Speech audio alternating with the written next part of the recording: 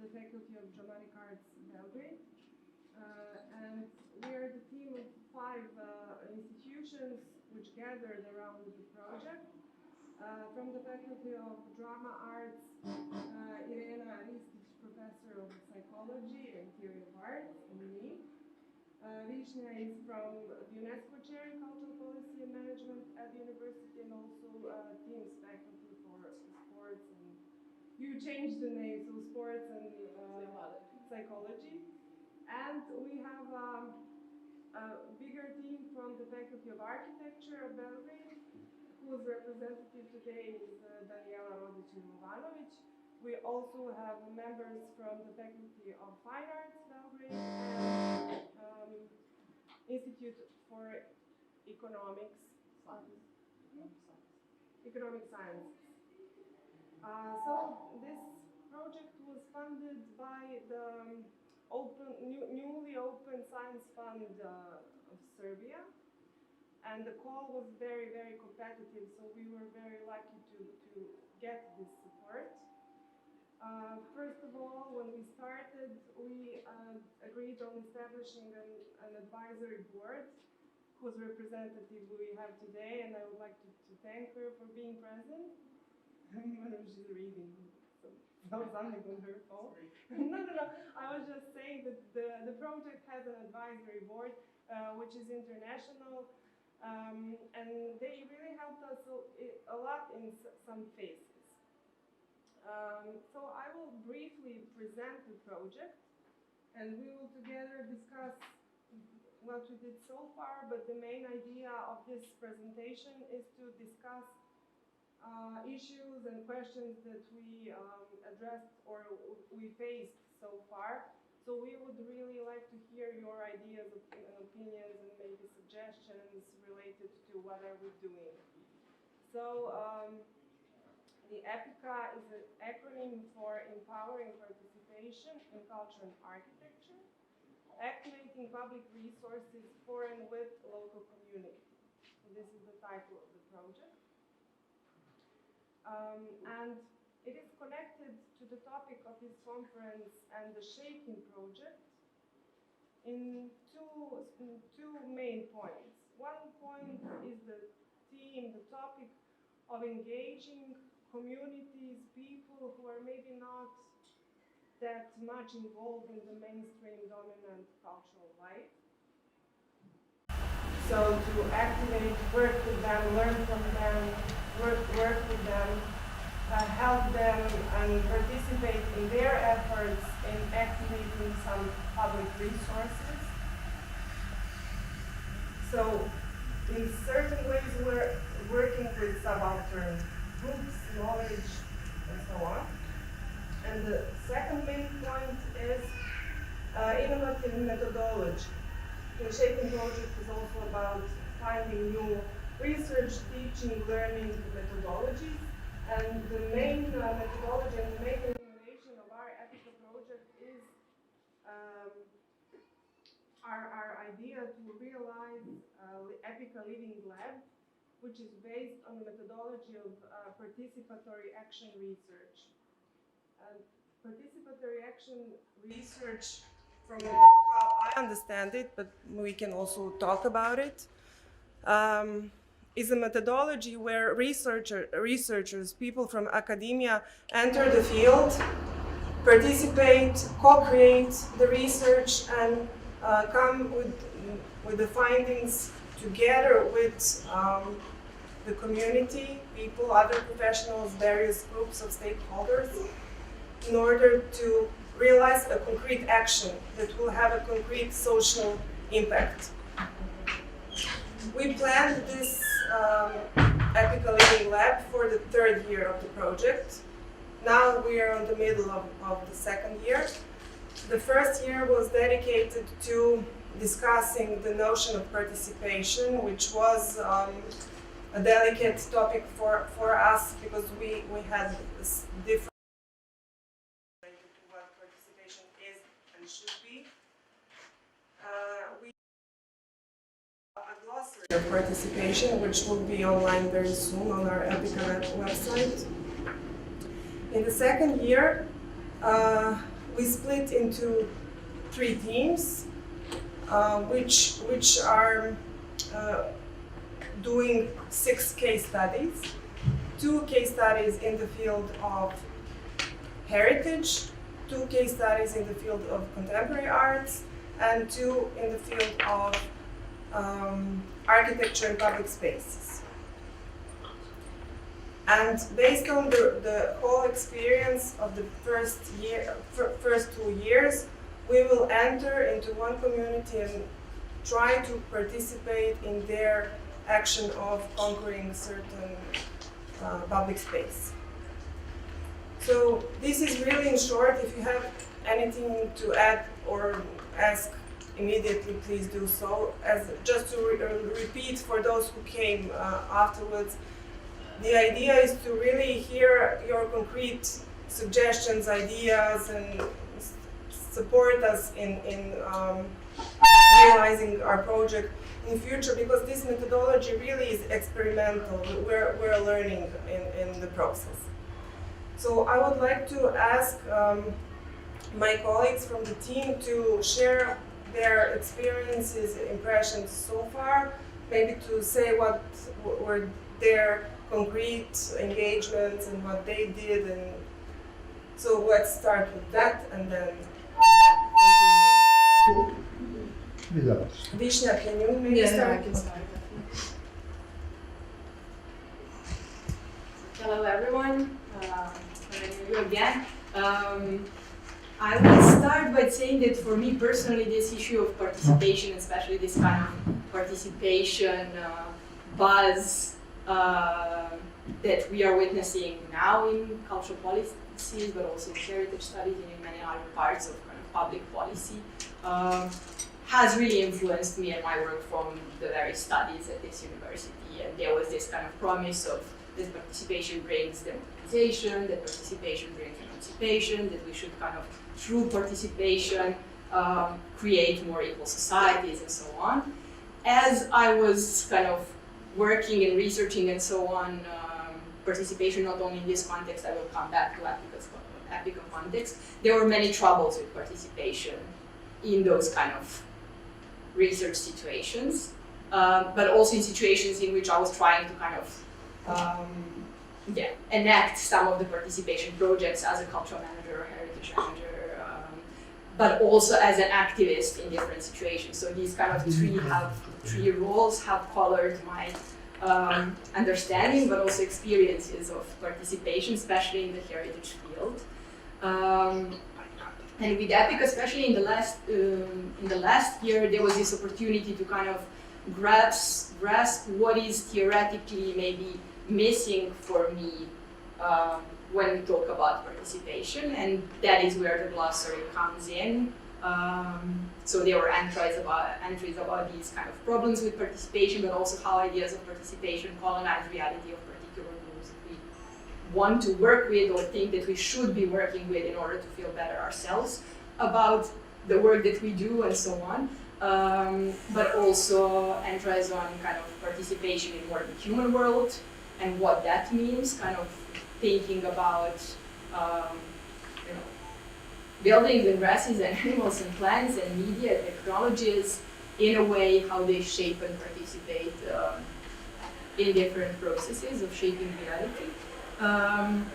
But now in this moment we are in the... I don't know whether it's your sound. Can you maybe just turn off this mic? Wait. Okay. When I said that technologies are participating, this was a very good example in this mind. But we are now in this stage in which kind of we left some of these kind of theoretical considerations and tried to incorporate it into the case studies that we are researching now. And for the work package that I'm leading at the moment, which focuses on kind of heritage and participation processes, we have chosen to work with 2 cases which really show long-term process of participation and most of the participation processes in heritage that we researched, and I guess Irena will talk more about that kind of empirical study that we did and mapping different participation processes. There were many of them within heritage field, but lots of them and most of them were project-based and short-term. And these two cases that we are looking at are actually cases of participation that is taking place in last 15 or more years. And in that, we are really kind of trying to grasp this context first of kind of post-Yugoslav politics and policies and economic relations, in which there is this kind of raging neoliberalization of kind of public resources, but also relations within and between people in both neighborhoods, but also rural areas. And also to try to see what does heritage do in these situations and how people defend some of the public resources or their environments in which they live in or inhabit by using heritage sometimes as an excuse or as a method, as a tool for that, in advocating for certain things to be kind of preserved. And within that, we are focusing on kind of Almash neighborhood in Novi Sad, which is one of the central locations in Novi Sad, which was supposed to be developed via this kind of big boulevard, huge destruction of these old houses, and kind of making of multiple story buildings, so to kind of basically urbanize the area in line with investors' kind of interest in politics. And the sort of the dominant narrative is that the community there has kind of started protesting against it.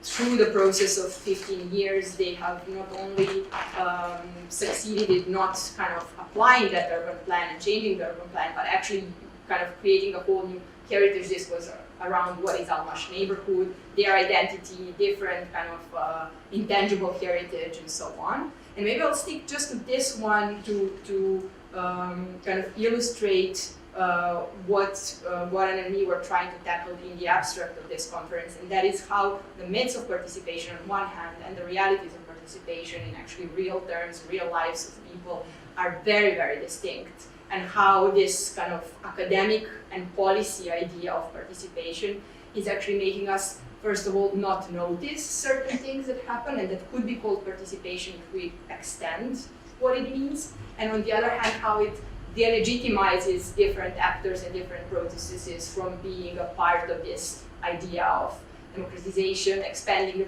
kind of public spaces, reverting power relations, and so on. So in this particular case, there is a very interesting kind of play going on between who is community and who is claiming to be a community. And there is this group of more or less middle-class people who inhabit the Almash neighborhood, who are at the forefront of defending the Almash neighborhood in the last 15 years, joined by some of the kind of outsiders, again, kind of middle class, not heritage professionals, none of them is a heritage professional, but they are kind of lawyers, doctors, sociologists, and so on, who are kind of defending this idea that they should be preserved as this kind of old neighborhood. Some of those who are insiders are claiming themselves to be these kind of old-timers, that they are the ones to be preserved and their life practices are there to be preserved, and against this raging development of the new rich that want to come and inhabit the area. But on the other hand, who are those that are left behind? Majority of actual population that lives there. And actually there's kind of who are either working class people or Roma community, which is there, who haven't been actually engaged in this, or who have been engaged but in a very different way. And for whom maybe some of those developments have been desired because they would like to kind of refurbish their apartments and houses, and they don't have the money to do so, so they are waiting for the investor to come in and do that. But in all these processes, I think what we noticed, and there's two kind of particular, I think, theoretical perspectives that I want to share of people who have been writing about some of these processes. One is Japonica Saraceno, who is talking about this kind of virtual marginality and how in the processes of gentrification of the cities, actually preservationists or heritage professionals are trying to look for those old-timers who actually explicate this idea of authentic inhabitants who are part of the community and they enact this kind of way of living that is considered worth preserving, while kind of ignoring everyone else. In the US context, those ignored are usually Black and Latin, Mexican, Asian, and so on people, even though they inhabit these places for kind of several decades. Here the situation is different because they're in the discourse of those old timers of Almash neighborhood, what we can see is that actually they discredit not only those new rich ones who want to come here through the process of gentrification, that is potential, but also those who came there in the process of nationalization of kind of housing and public property in the communist times. So the kind of whole area has been inhabited by working class people from not only Novi Sad, but different places. And the houses, the middle class houses, were kind of split into several apartments and so on. Both of those who want to change it for kind of development and those who kind of subverted this idea of kind of nice houses and courtyards that should be preserved by coming with their kind of working class background and working class practices, who don't care about the facades, who are not painting the facades and so on. They are also not worth participation there because they don't understand this idea of heritage that should be actually in the core of defending heritage as a resource. So there's all these interesting things that are playing out. First, that the community, the local community that is in our project is actually not a community. It kind of doesn't resemble these ideas of community that we find in most of the policy texts and kind of theoretical writings. And on the other hand, the participation is also nothing like participation that we usually kind of encounter. But at the same time, it is very kind of politically engaging, and it's also kind of shows that even those middle-class people feel very vulnerable in this kind of new context of raging neoliberalism. So they are kind of using heritage to preserve their worldviews and kind of practices and claim themselves to be marginal, even though they are not the most marginal kind of people in the area. And it works differently in the rural context, in cultural landscape of Baj, but maybe we can kind of discuss that later on. Okay, thank you, Višnja. Irena, what was your main... Please move the microphone. Oh, I just wanted to ask what was your main insight, what was most important for you related to the project?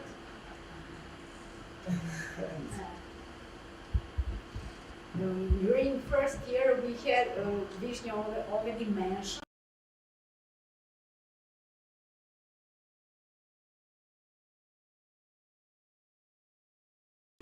and how we, from completely different areas, understand that concept and how we understand that heterogeneity in theoretical framework, how we can handle all this. And so we made something which was like a trick. We made that small book, which we called Dissent reading of participation, because we all the time we had some dissents, and we tried to struggle with these dissents, but at the end of the year we tried to understand that it is really realistic view on this issue. So maybe it is interesting question also for you. Maybe we can also open the dialogue. How do you understand the concept of participation, that word of participation, and how do you recognize that issue in the public sphere, in different areas, also in contemporary art or in cultural heritage or in architecture? And it was really a kind of challenge for us. Another one was how we can approach that through some very orthodox empirical approach. We conducted one survey with very classical, with very classical way of questioning the issue of participation, and we have tried to see what were the positive and negative experience of organizer and people who were involved in participatory process somehow during last 5 years in Serbia. And we had a lot of insights, but 2 insights for me were crucial. One is related, both are related to the some negative reaction. One was related to the remarks about how short effects of these participatory projects are, so that the temporal dimension of participatory project. And another more important, maybe for us, is about redistribution of social power. Is it really true that participatory projects are functional on the field where they are emerged? If I can say like this, if something like the redistribution of social power is a kind of distinctive feature of participatory project, why people always said that I don't have that experience. I think that all the time someone in the team has more right to be asked for something or to make a decision. I don't think that we were equal in the team. And it was quite intriguing for me. And these days we are working on 2 case studies. One is in the field of contemporary art, our package, and one is Artist in Community, and that is a project of our Association of Fine Artists of Serbia, and about it is related to different initiatives from our contemporary artists in the Stara Pazova, in Nova Pazova. Stara Pazova je. And another one is workshops and long-term project of Prostor. It is one association that work with people with different psychiatrists, with different mental illness. And what is the main issue for me these days? Maybe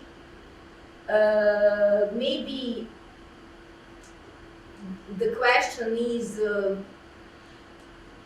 does participation somehow just simulate a process of equality? Is it just a trick of neoliberal capitalism?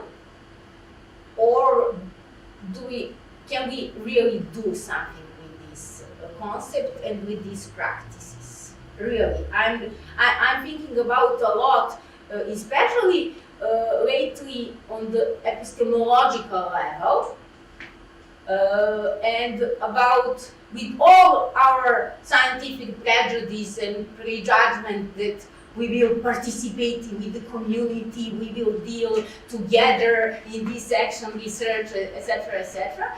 And I'm thinking intensively about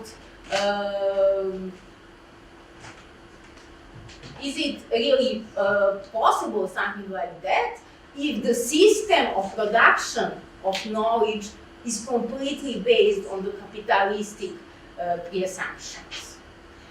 We had a lot of, I mean not a lot, but we made a series of interviews with artists and with the users, with the people who are involved in participatory arts project. We made one, we have conducted one focus group with funders, and it was quite indicative because, I mean, we all know that from our experience, but somehow it becomes completely clear how that system of production of knowledge is structured. in a so rigid way that maybe it is completely illusional that we think that we can do it something from above just because we are enthusiastic enough or just because we believe enough in participation. And maybe maybe the problem of method is much bigger than we would like to accept in the moment. That is just like a call for dialogue. Daniela? Okay, sorry, Daniela. Yeah, when you were speaking about this yesterday, we had a panel related to decolonizing museums, the Museum of African Art, and one of the points how to decolonize your institution was, first of all, to make transparent your privileged position. So we, as the researchers and academics, we are in a privileged position. We're paid for this job. So we have a mission, we have this assignment, let's say, even though we chose it, but it's our assignment, and we are most certainly in a better position than people who go to Prostor workshops and so on. So we are here actually testing and analyzing the core notion of democracy and activism. So who can be an activist? What is effective activism? What is an activism that really supports neoliberal state of the arts or undermines it? And Danijela had a lot of experience in working with and cooperating with activists, Top Lido, for example, Stara Pazova, and okay, Stara Pazova and Stara Planina. Yeah, we have two old places. Old Mountain, it's the name of the mountain, and Old Pazova is the name of a municipality. So we have this case study, which is also your expertise. So how do you feel after us going there and doing interviews with them and the focus group and everything? Hello, everybody. I'm dealing with participation for the last, I think, 10 years. And I did my PhD and master degree in that area. And a few years ago, I thought that it is too much for me, because everybody is talking about participation, and I cannot offer any new knowledge in this area.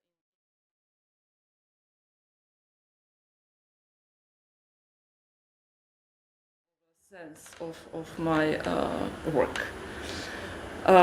Because those words and those concepts, I feel that they are emptied of their content, and they are used for manipulating all the way for, in my case, space production.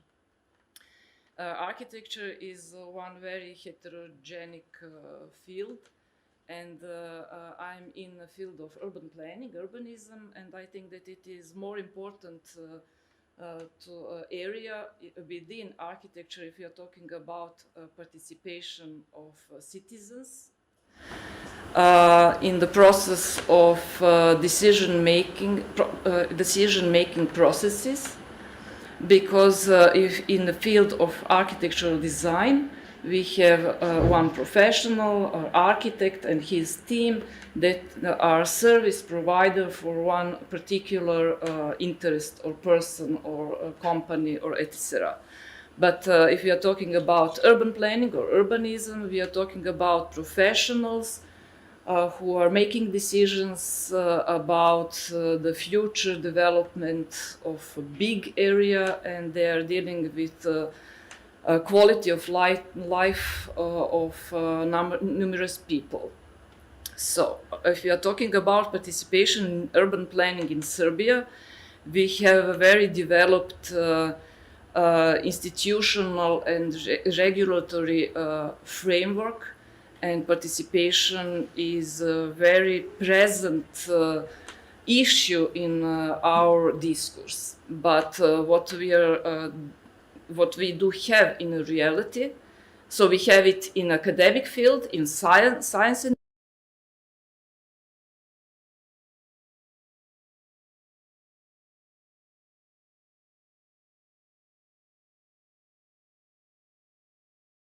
veil or some kind of tool to hide real aims and goals of people from, let's say, business and political elite.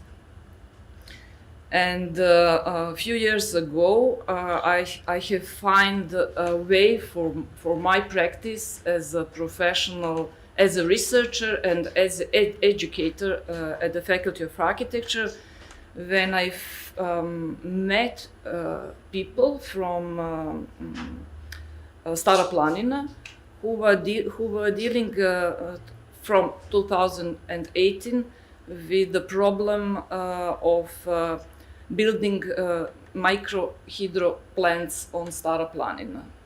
And it is our issue, us as architects and urban planners, because we are involved in the producing all those documents in from the planning till the construction permits.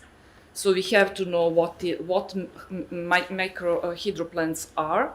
So I asked and I communicated, established communication with one civic initiatives from Stara Planina in order to find out what they are defending from and for. And since then, we did research on those villages. I met inhabitants of a few villages, and we actually find a way how to join our professional work and expertise and efforts with their interests and problems that they are dealing with.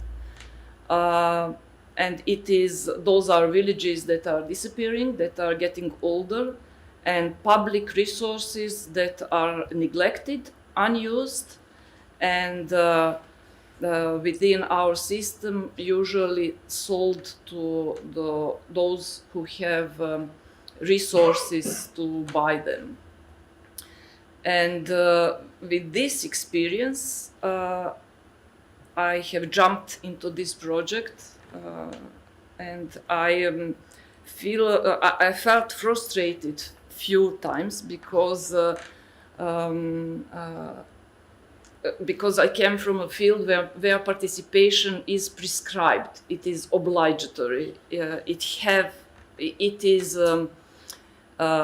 is a process that is conducted within every plan production and within every urban project production.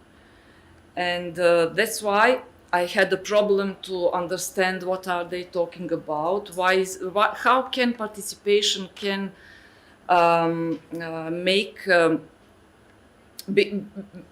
be seen from these points of view? We can discuss later what are the main stones of an understanding. And within this project, I think that I have broadened my understanding or perspective of how participation can be seen and can be used. But also, I think that those cases that we deeply analyzed during last year also gave us some insights about who are the leaders, do they have to exist, what is community, what are the consequences of those participatory actions, who is transformed and on which way, and what can be used as a lesson from those cases in order to provide future acting of us as professionals and other communities as well.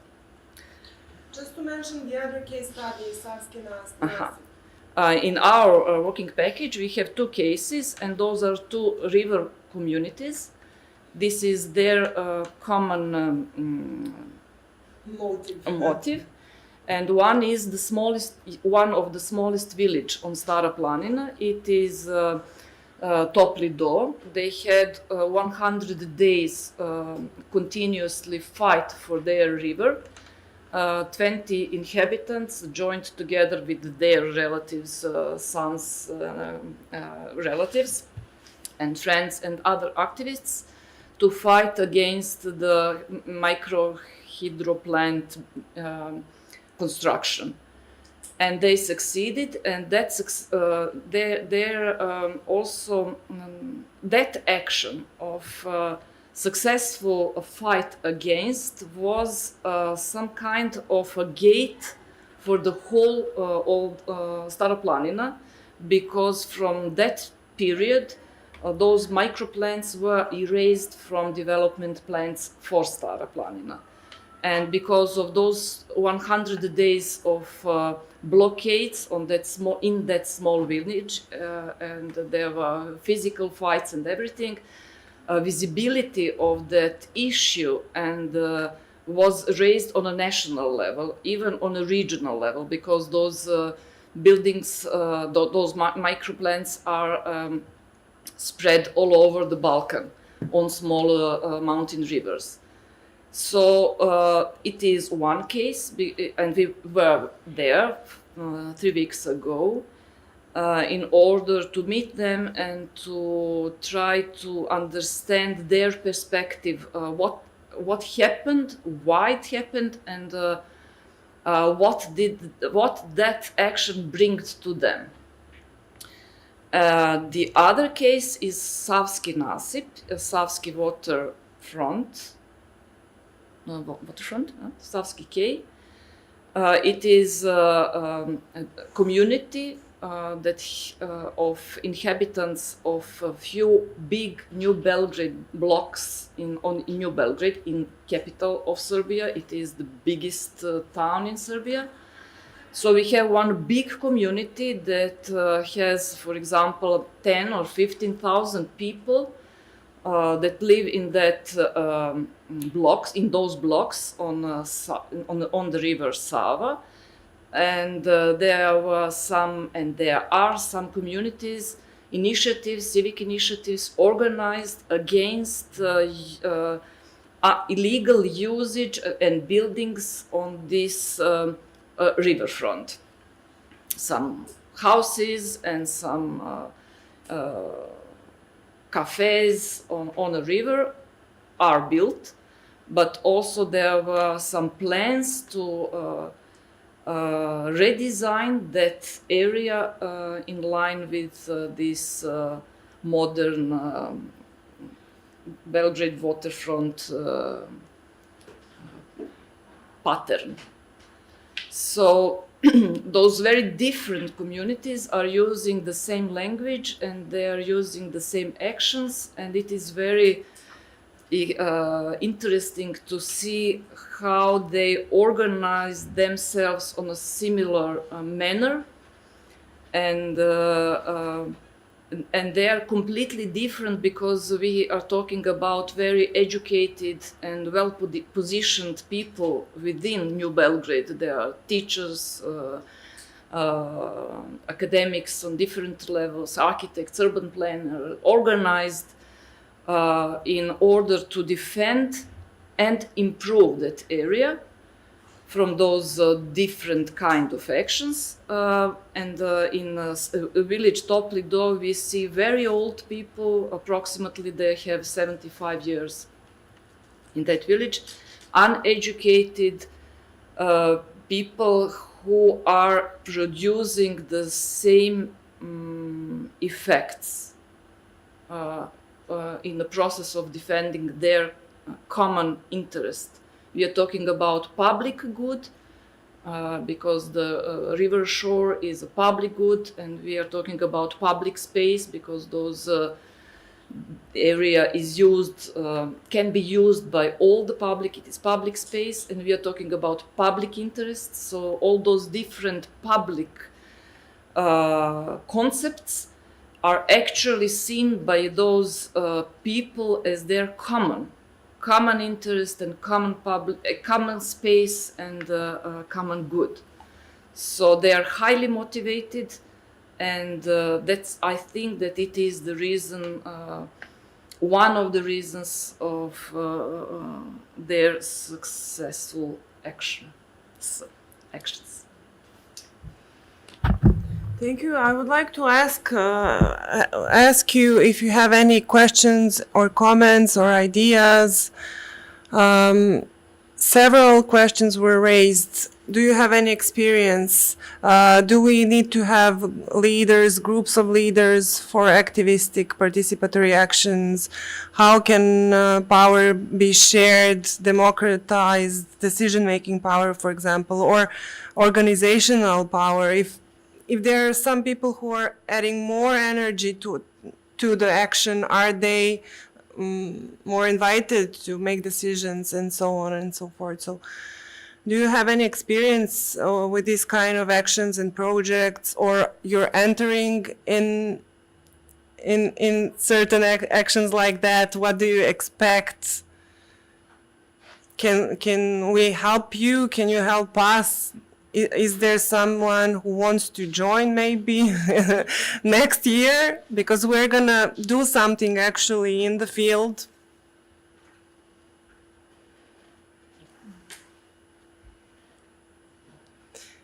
Yes, may I? But do we need a microphone?